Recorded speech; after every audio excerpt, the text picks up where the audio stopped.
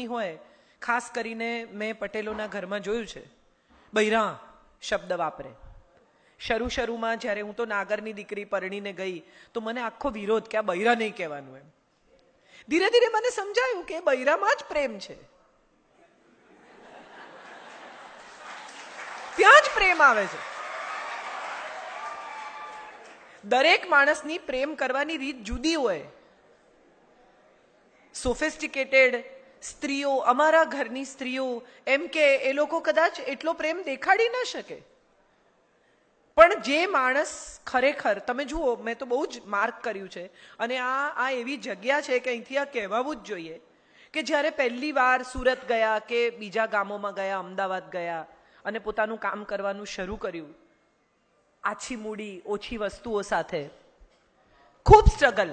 પાટીદારોના પરિવારોમાં મેં જોયું છે કે સ્ટ્રગલ ખૂબ કરી એ લોકોએ, કંઈ નહોતું, એમાંથી આજે મોટું સામ્રાજ્ય ઊભું કર્યું છે. તો શરૂઆતમાં જ્યારે ઘરમાં પૈસા આવતા થયા ત્યારે પહેલા માતા પિતાનો વિચાર કર્યો કે ગામનું ઘર બંધાવીએ, મમ્મી પપ્પાને સગવડ કરી આપીએ, આ કરીએ, પેલું કરીએ, બા બાપુજી સારી રીતે રહે. પછી પૈસા આવ્યા તો સંતાનોના એજ્યુકેશનનો વિચાર કર્યો કે સારું ભણાવીએ, પરદેશ મોકલીએ, એમને સારી સગવડ આપીએ, એમને ગાડી અપાવીએ. પછી પૈસા આવ્યા તો પત્નીની સાડીઓ, પત્નીના દાગીના, પત્નીની વસ્તુઓ.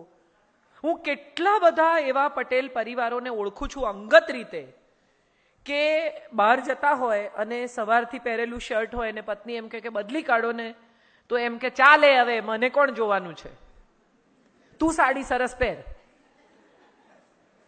પત્નીનું આખું વોર્ડરોબ ભર્યું હોય અને પતિનું એક જ ખાનું હોય, અને શર્ટની સર્કિટ બી એવી જ રીતે ચાલે, જે ઉપર હોય લઈ લેવાનું એટલે પાછું છેલ્લું ઉપર આવી જાય. બધા પપ્પાઓ આવા હોય છે કેટલા બધા પરિવારોમાં. ગંજી ફાટેલું હોય અને પત્ની એમ કે આવું કેવું પહેરો છો, કોઈ જુએ કે કોઈ કોણ જોવાનું છે, તું જ જુએ છે ને. આ પ્રેમ છે, પણ આ સમજતા કદાચ થોડો સમય લાગે છે. કેટલા બધા પાટીદાર પરિવારોમાં હું જોઉં કે દીકરીને અમુક રીતે ડિસ્ટન્સ પર રાખે, બહુ વાલ ના કરે, બહુ આમ શરીરે અડે નહીં પિતા. પણ એ જ પિતા દીકરીના માથે હાથ મૂકે ને તો તમને એવું સમજાય કે આ હથેળીમાંથી રીતસર વાલનો વરસાદ થાય છે. એની આંખમાં, એના શબ્દમાં, એના ચહેરા પર તમને દેખાય કે આ વાલ છે. અને હું ઘણી વાર કહું છું કે પાટીદારો બહુ અદ્ભુત લોકો એટલા માટે છે, સરદાર સહિતના, કે જમીન સાથે જોડાયેલા લોકો છે. એમને બીજનું મૂલ્ય ખબર છે. મોટા ભાગના લોકો છે ને બીજને ચૂંથી નાખે, ડિસેક્ટ કરે. અંદર શું છે, 2 ટુકડા છે, 3 ટુકડા છે, પીળું છે, ધોળું છે, કાળું છે, લીલું છે, આ બધામાં બહુ સમય નાખે. પાટીદાર એ બીજને ચૂંથ્યા વગર એને જમીનમાં રોપીને 1,000 કરે છે. આ એની આવડત છે સાહેબ. તમે જુઓ, અમેરિકા જેવો દેશ પટેલોથી બીવે છે. જ્યાં પટેલ અટક વાંચી કે એની આંખો 4 થઈ જાય. કેમ જવું છે? કેમ કે એને ખબર છે કે આ એક જશે ને તો પાછળ આખો દેશ જશે.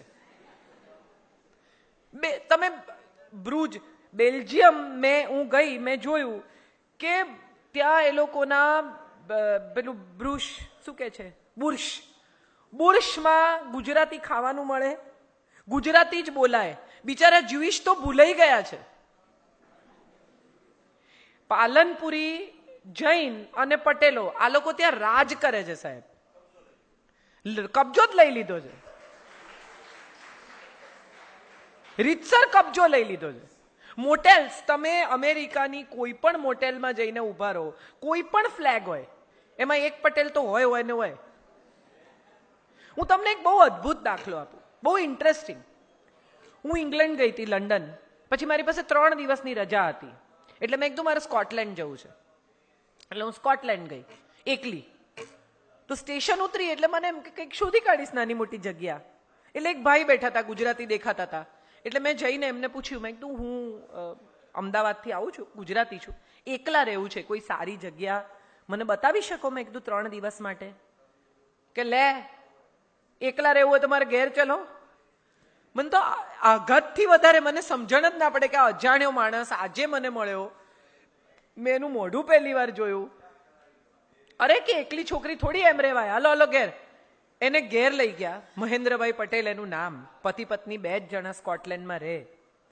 એમની હોટેલ, એ હોટેલમાં પણ રાખી શક્યા હોત કે મારી હોટેલમાં રહો, પણ એ ઘરે લઈ ગયા, ગુજરાતી ખાવાનું ખવડાવ્યું, આખું સ્કોટલેન્ડ બતાવ્યું, લેક સિટી લઈ ગયા, અને કોઈ ઓળખાણ નહીં, જિંદગીમાં પહેલી વાર મોઢું જોયાની ઓળખાણ.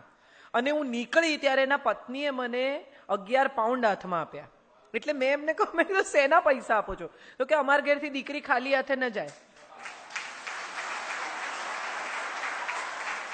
હું આજે પણ આ ખરેખર કહું છું, આ પ્રસંગ હું આજે પણ યાદ કરું છું તો મારી આંખમાં પાણી આવે છે.